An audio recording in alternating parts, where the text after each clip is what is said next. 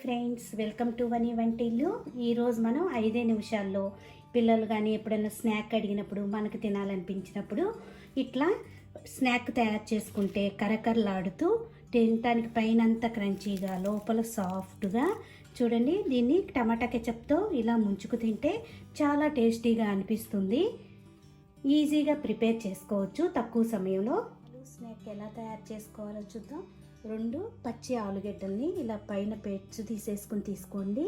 ఇప్పుడు 2 ఆలుగడ్డల్ని ఇలా తీసుకుని గ్రేటర్తో వాటర్లోనే గ్రేట్ చేసేసుకోండి. కొంచెం పెద్ద సైజు గ్రేటర్తో చేసుకోవచ్చు.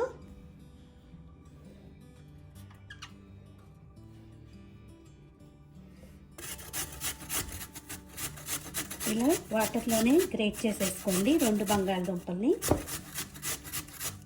వాటర్లో మొత్తం గ్రేట్ చేసుకున్నాక చూడండి, ఇట్లా వాటర్లో వేసుకోవటం వలన పొటాటో పైన ఉన్న స్టార్చ్ అంతా పోతుంది.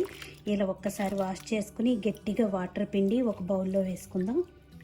ఇట్లా గట్టిగా వాటర్ పిండి వేసుకోండి. వాటర్ అంతా పిండి వేసుకున్నాక దీనిలో 3 టేబుల్ స్పూన్లు మైదా పిండి వేసుకోండి. 3 టేబుల్ స్పూన్లు కార్న్ఫ్లోర్ వేసుకోండి. మీ దగ్గర కార్న్ఫ్లోర్ లేకపోతే బియ్యం పిండి అయినా వేసుకోవచ్చు.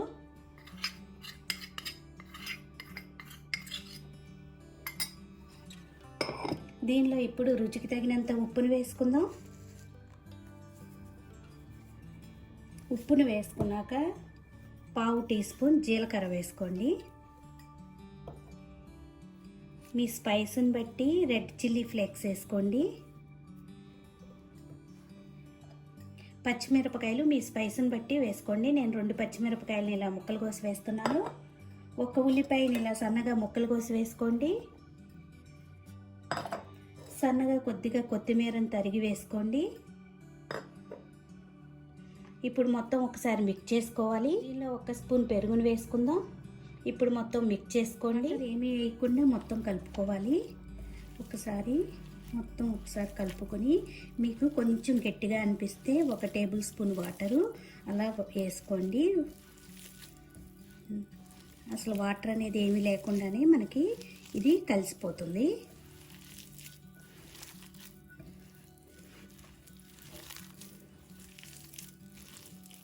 వాటర్ వేయకుండానే నాకు చూడండి ఇలా ముద్దలాగా వచ్చేసింది.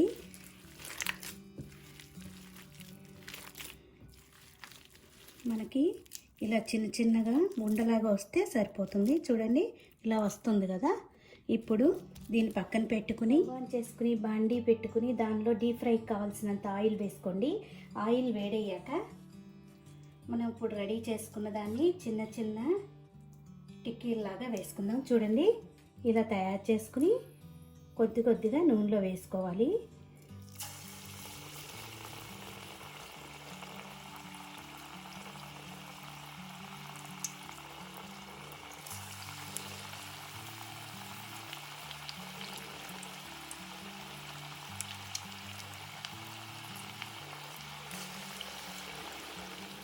కొద్దిగా వేగాక రెండో వైపు తిప్పుకుందాం.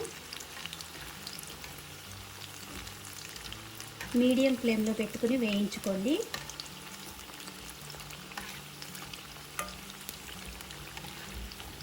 ఇవి క్రిస్పీగా అయ్యే వరకు కూడా వీటిని వేయించుకోవాలి.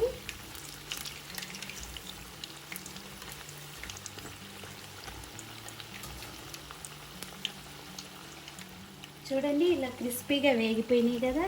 ఇప్పుడు ఒక గరిటెలోకి తీసుకుందాం.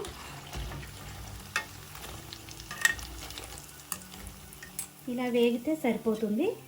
మిగతా అన్నీ కూడా ఇదే విధంగా వేయించుకోవాలి. చూడండి ఎంతో ఈజీగా క్రంచీగా ఉండే స్నాక్ మనకు రెడీ అయిపోయింది. మీకు ఈ వీడియో నచ్చినట్టయితే ఒక లైక్ చేయండి, షేర్ చేయండి, కామెంట్ చేయండి. మరిన్ని వీడియోల కోసం వని వంటిల్ని సబ్స్క్రైబ్ చేసుకోండి. Thank you for watching.